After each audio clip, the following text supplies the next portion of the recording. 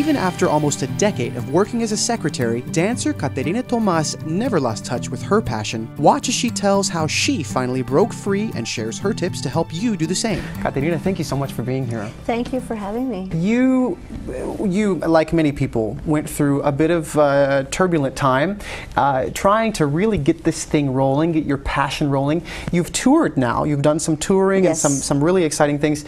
But back before all that, you were working in an office. I have worked in offices on and off my whole adult life. How many years total are we talking about? Well, you were very, kind when you said, but it probably had to have been upwards of 15 years or more. Of office work? Part-time work, full-time office work, to put myself through school just to make ends meet. Yeah. And the whole time I was dancing, but I really wasn't able to do it full-time. And how was that? How was that? I mean, I would almost equate it to having a ball and chain, or being chained to my desk. It was, and especially some of the jobs were, because they really weren't me. I mean, I had the skills to do them, but it got in the way of dancing, taking classes, perfecting myself as a dancer. I wasn't really performing, so it really got in the way. We were talking a little bit about some of these coincidences that you encountered. One of those was this grant that you got for your trip to Spain, which really was a turning point for you, I think. Yes. And another one was something else that you had shared with me, which was really quite amazing. It was when you had come back from your trip. Tell us about that. I taught at LACD College for quite a while, flamenco in their community program, and I had a new round of students that fall when we returned from Spain. One of the students was this rock and roll artist, very popular, and she happened to be in love with flamenco.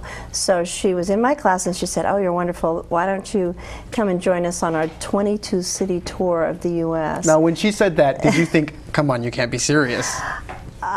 It took me a second. It took me back, but it was also excellent for us as artists because we got a chance to be on stage every single night and perfect what we were doing. Wonderful. We had to perform in front of hundreds of people, so we had to do a good job. And we didn't want to let our boss down because she was so wonderful and generous too. How did it feel to actually have a boss who was paying you to do what you love? It was awesome. What about other artists out there who want to do what you've done, Katerina? They're struggling in a job that they hate and they just don't see the light at the end of the tunnel. What advice could you give? You've been there. You just have to stick with it. You have to persevere. You can't give up. I've seen a lot of people say, "Oh, I really want to do flamenco. Katerina, what can I do?" I say, come to class. I mean, even if you can only come one night a week or one day or once every twice a week or something, or just keep coming and eventually you'll reach your goals. You just have to persevere.